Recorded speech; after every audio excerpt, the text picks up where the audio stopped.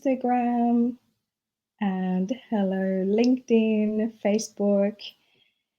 Um, I'm saying hello to you wherever you are and enjoying your day. It's another Tuesday talk, another topic.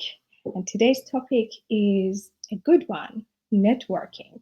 Because I have received a lot of messages that say, oh, what time is it? When are you going to talk about networking? When I hear those questions, I know it's a juicy topic. So, if today is first time that you are joining my Tuesday talk, welcome. I always talk about two topics. One is landing a higher profile roles, no shame.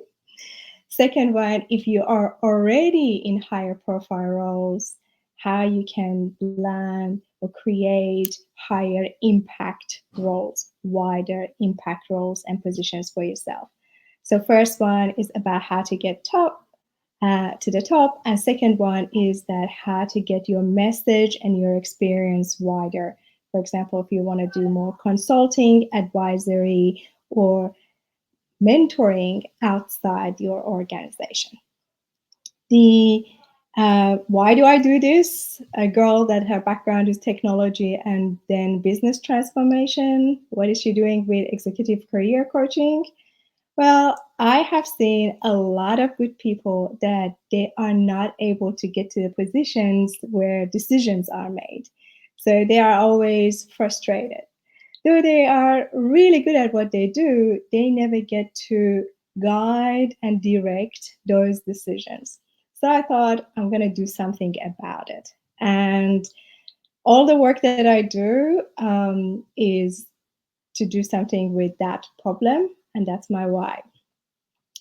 These Tuesday talks are always following a clear structure. If you know me by now, you know that I always do things in a structure because that makes them repeatable. And the structure for Tuesday Talks is always I present a concept, whatever the theory or model or framework or something, a definition. Then a case, real life case, either from myself or my clients or my past students, something real and tangible. Then I always make an invitation to either do deeper work on that topic or go into details of it and see where we can explore more for you. What's the point of learning a topic and a concept but not knowing what's the next step? So today's conversation, networking is a good investment of your time if you fall into or have felt one of these scenarios. Number one, you hate networking. You just do not like it. You can't stand it. The name comes up and you say, oh, do I have to go to this big event, force a conversation with people that I don't know, and then after hours, either drive back home or come back home. So you hate it for various reasons. Either it's, boring to you, you're an introvert, don't like crowded rooms, or you've tried it before and it's been just not interesting for you. The second scenario is that you know it's important, like it's part of professional development, but you find it very time consuming and very heavy and very low return on your investment of time. So today I'm going to help you. What I teach today is to how to decide and how to make your networking effort more effective. And the third scenario is that you kind of like it or okay with it. You are able to do those activities or networking activities, but you want to amplify it and you want to do more of it and be more effective about it. So basically it's just scaling that, speaking tech language. All right, so let's get on with it. Networking. Networks are made of connections between two nodes, and the nodes of networks are human beings. The connection is the thing that we're going to work today on. And connection is the time that we say, oh, we have a relationship with someone. I spent a lot of time to learn that for myself because I used to hear someone, so and so is a master networker, or so and so has a wonderful network. And I wanted to know what's the meaning of that. So when I approached them, researched them, read a ton of books about it, and look at the studies and research, the meaning of network and connection came down to meaning of relationship. And they will say, oh, and then I started to approach these master networkers. Some of them are my mentors. When I was asking, okay, so what do you have? They said, we have a really good relationship with so and so. Okay, what's the meaning of a relationship? How do I know if I have a good relationship with you? So today, we're going to look at a healthy network made of people that are around you based on healthy, good relationships. And the meaning of relationship, good relationship, is based on 5 factors. All right. Number one, a good relationship is a two-way relationship. And when I talk about these 5 points, I want you to start thinking back of your beautiful mind, put um, the relationship and connections that you have in work environment, in your social network. For the purpose of this conversation, I would invite you to put love life and family relationship aside and look at the connections that you have outside your inner circle. All right, so we're not talking at home, we're really talking about wider network, your social space, your mm, groups and communities that you belong. That's the type of relationship that I am unpacking. And then defining what's the meaning of good relationship. So the 5 element, first one is a two-way. So you know them and they know you. It's not good enough if you know them or they know you. It needs to be 2 ways. Second element is this. There is some element of commonality, either common interest, common cause, common activities, common something is in between. All right. So, current topic of interest. So, I want you to think of, for example, with the sport club, is the activity, a sport that you're playing. With a cause, you are backing a cause, a charity, or something. If you are in a practice, for example, or in one of the groups, or the groups that they are meetups, you have something of common interest, which is a tangible things like kids in school, playground. That is something of common interest, but it needs to be something tangible, something that physically exists. That is the second element. The third element between the two people that makes a good connection, there is some element of care and softness between the two.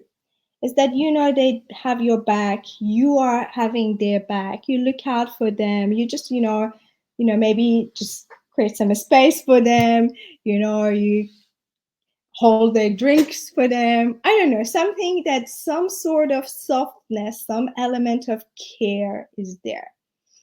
And this is an interesting one because then I want you to explore your relationships and work and connection relationships. The one that you kind of have, we say in normal language there, I kind of like that person. So that's what I'm talking about. And a good relationship has that. Particularly in the space of work and professional landscape, there must be the fourth element of respect. And it is a respect about their work and their craft. We respect them how they operate, how they move things forward, how they close things, how they basically do the job. And it might not be in our space, so I don't exactly know what they do because that's not my expertise. But I've seen how they run their practice. I've seen how they deliver their work. I've seen how they serve their customers. I've seen how they run their teams, basically. So that element of respect as how they operate, how they appear in business scene, that's another element that needs to be there. So we consider it's a good connection. Because if you don't respect someone, you might not like them, but you respect them. If you don't respect them, we do not see that as a connection. It's not a good relationship because, you don't even respect that person. So it doesn't, that fourth element or criteria for something to be a good relationship is some sort of respect, regardless of what practice they are. They could be a good doctor or dentist. Cool. And the fifth one, which is a very different one compared to the others. For us to have a good relationship with someone, for us to be able to state, I have a really good relationship with so and so, there is some element of time presence. And this is what I call your attention to. For us to be able to say we have a good relationship with someone, this is not something that has been created over time, over a short period of time. It's something that we have observed them over a period of time. We have observed ourselves in relation to them. We've had touch bases. We have had, over a period of time, we have been in contact with each other and we've seen each other and we have got to know each other. And again, it's all of that is in a space of business and corporate. So the fifth element is having a good relationship and knowing someone over a period of time. All right. So why is it important to know what's a good connection? Because I want you to know when you are going for a networking activity, when you're spending time to have a coffee with someone, have a drink, invite them to your office, what sort of relationship you have and what are you working towards? Are you trying to deepening that relationship? Are you trying to establish if they are one of those people that you want to have closer to you? What is it that you're trying to do? And the most important one was the first element, that knowing each other and a two-way connection, is that, do I know about this person at all? They might know me, but do I know them? A lot of time, and here is the real case, real life scenario.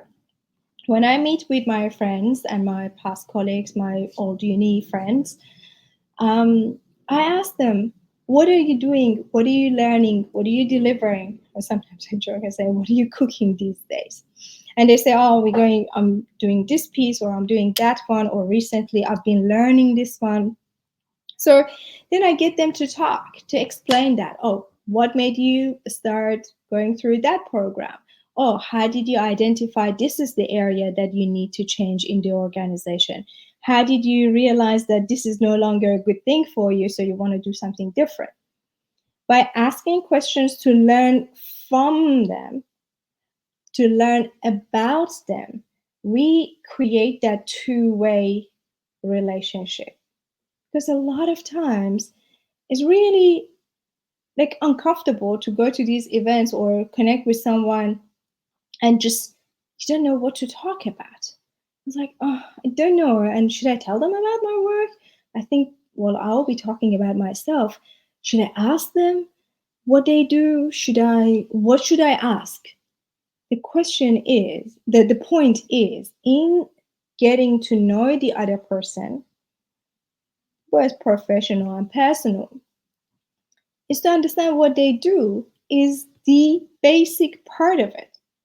And I invite you to have a look around and to see how many people in your networks, and some of them are currently in your companies. We don't know what they do. Very simple. We just know that they're there. Particularly if you are in large companies, we don't know what other people do. And there is a huge, huge opportunity for us to learn what's the scope of knowledge, what's happening in the world, and also getting to know that person. So it's really beneficial for you and for the relationship that you are creating and deepening that connection. So definitely this is the part that I have tried so much to for myself. It was a very important point because I've always been a networker. I've always been a people person. I always loved people, working with people, being in groups. But I never knew what's the meaning of having a healthy network or nurturing your network or having a really good relationship with so and so. It's like, what does that really mean? Well, I had a lot of good friends, but that was in my personal life. It wasn't in business space. So when I distilled it to these 5 areas: two-way connection, mutual understanding and knowing of each other, some sort of common interest in whatever topic, um, element of care and softness. I don't know what's the good word for it, but really, truly, you're just fond of someone. That's that element. Respect for what they do. Otherwise, why would you want to be associated with someone that you're not, respecting their conduct in the business? And last one, element of time. By knowing that, you would know what you are trying to focus and improve when you're thinking of networking. If this is an area that is of your interest, I work extensively with my clients, my friends, everyone, because networking is part of our professional life. And anyway, in our daily life, um, in our real life, we're always connected to people and human beings. So having an awareness as what we are working towards is a key. And also it will help you where you would want to spend your time, which was one of the promises of this conversation. If you are interested, I definitely invite to work on this one. I invite you to book a leadership audit call, particularly if it's about networking, because networking is one of those things that needs a little bit of work to get you going and make you comfortable to expand and widen your network, or if you have a good network, to nurture that and have a healthier activity connections there. And knowing how to create a network and how to make it deeper and healthy is the time that it gives you the opportunity for attracting new initiatives, new opportunities coming your way, because people know you, they know what you're doing. Also, it helps you to be of service to others, because you can send opportunities to other people, because now you know what they do, what they are good at, what they can cook. So it really moves you from a state of seeking for opportunities to be curator of opportunities. The best, the best feeling is that in the evening you receive a text message from someone in your network that they say, hey, we've been talking to so and so, and they were exploring this problem, and I really think you should talk to them. You can definitely help them. Would you be interested in? And that message, when you receive that, is just so priceless. And I would love you to have that experience. So, in 5 aspects of leadership: identity, expertise, presence, networking, and negotiation. Networking and being a person that has really good connection with the rest of the world is the one that will move you from a professional to a thought leader. It moves you from a person that is just in this little scope, this little space, to a wider space. And yes, there are methods for it, and it's definitely, I don't say it's easy to do, but it's definitely a lot simpler than what we think. And since I make everything, put everything into process, it's just really simple and yeah, easy to follow, I would say. Yes. So the 5 elements, connections, and knowing what we focus was the gist of the conversation for today. And that's it, my friend. That's what I had prepared for you. And I hope it helps you to direct your focus and your attention. And remember, networking is part of your professional life. So I hope this will help you to expand your network and grow it. Or if you already have a good one, have a deeper connection with your network. Well, thank you for your time, and I'll see you next week, same time, same place, with a different topic. Bye bye.